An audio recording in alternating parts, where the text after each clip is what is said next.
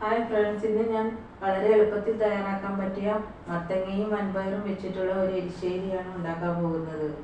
ഇതിനാവശ്യമായ സാധനങ്ങൾ: മത്തങ്ങ 500 ഗ്രാം, തലേദിവസം കുതിർത്ത് വെച്ച വൻപയർ 200 ഗ്രാം, 1/4 ടീസ്പൂൺ മഞ്ഞൾപ്പൊടി, ഉപ്പ് ആവശ്യത്തിന്, 1/4 ടീസ്പൂൺ കടുക്, 1 ടീസ്പൂൺ മുളക് പൊടി, 1 മുറി തേങ്ങ, 4 അല്ലി വെളുത്തുള്ളി, 1/4 ടീസ്പൂൺ ജീരകം, വെളിച്ചെണ്ണ 2 ടേബിൾ സ്പൂൺ, കടുക് താളിക്കാൻ ആവശ്യമായ ചുവന്നുള്ളി, 2 പച്ചമുളക്, 3 തണ്ട് കറിവേപ്പില, 3 വറ്റൽമുളക്.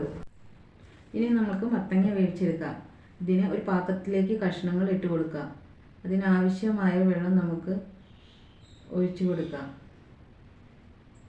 ഇനി നമുക്ക് ഇതിലേക്ക് മഞ്ഞൾപ്പൊടിയും ഉപ്പുമാണ് ചേർക്കേണ്ടത്.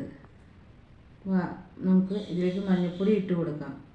പിന്നെ പയറ് വേവാൻ ആവശ്യത്തിന് ഞാൻ ഉപ്പിട്ടിട്ടുണ്ട്. അത് കാരണം മത്തങ്ങയ്ക്കുള്ള ഉപ്പ് മാത്രം ഇട്ട് കൊടുത്താൽ മതി. ഇനി ഇതൊന്ന് നന്നായിട്ട് ഇളക്കി കൊടുക്കാം. ഇത് തിളച്ച് വരുന്നത് വരെ ഒന്ന് മൂടി വയ്ക്കാം. ഇത് നന്നായിട്ട് തിളച്ച് വന്നിട്ടുണ്ട്. ഇനി നമുക്ക് തീ ഒന്ന് കുറച്ച് വെച്ച് വേവിച്ചെടുക്കാം. മത്തങ്ങയ്ക്ക് അധികം വേവൊന്നുമില്ല. അത് വേവുന്ന സമയം കൊണ്ട് നമുക്ക് തേങ്ങയും വെളുത്തുള്ളിയും ജീരകവും ഒന്ന് ചതച്ചെടുക്കാം. ഇനി ഇത് വെന്തിട്ടുണ്ടോ എന്ന് നോക്കാം. അപ്പോൾ ഇത് നന്നായിട്ട് വെന്തിട്ടുണ്ട്. ഇനി ഈ പാത്രം വാങ്ങി വെച്ച് നമുക്ക് മറ്റൊരു ചീനിച്ചട്ടി അടുപ്പത്ത് വയ്ക്കാം. ഇതിലേക്ക് വെളിച്ചെണ്ണ ഒഴിച്ചു കൊടുക്കാം.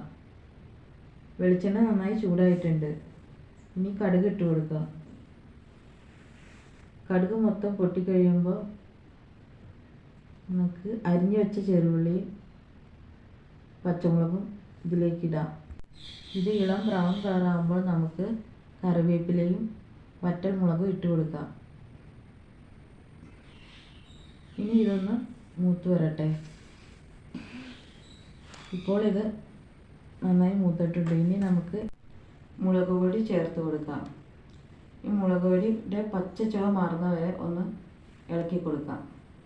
ഇത് നന്നായിട്ട് പൊടി മൂത്ത് കഴിയുമ്പോൾ നമുക്ക് ചതച്ച് വെച്ചിരിക്കുന്ന തേങ്ങ ഇട്ട് കൊടുക്കാം. ഈ തേങ്ങയുടെ വെള്ളം ഒന്ന് വറ്റുന്ന വരെ ഇളക്കി കൊടുക്കാം. കരിഞ്ഞു പോകാതെ ഇത് ഇളക്കി കൊടുക്കണം. ഇപ്പോൾ തേങ്ങയുടെ വെള്ളമെല്ലാം നന്നായി വറ്റിയിട്ടുണ്ട്. ഇനി ഇതിലേക്ക് വേവിച്ച് വെച്ച മത്തങ്ങ ചേർത്ത് കൊടുക്കാം. ഇനി ഇതൊന്ന് കുറച്ച് നേരം ഇളക്കി കൊടുത്ത് ഇതിലെ വെള്ളം ഒന്ന് വറ്റിച്ചെടുക്കാം.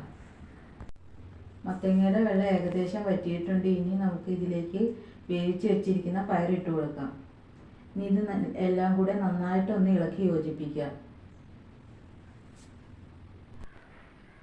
ഇപ്പോൾ വെള്ളമെല്ലാം വറ്റി ഇത് റെഡി ആയിട്ടുണ്ട്. ഇനി സ്റ്റൗ ഓഫ് ചെയ്ത് ഇത് നമുക്ക് മറ്റൊരു പാത്രത്തിലേക്ക് മാറ്റാം.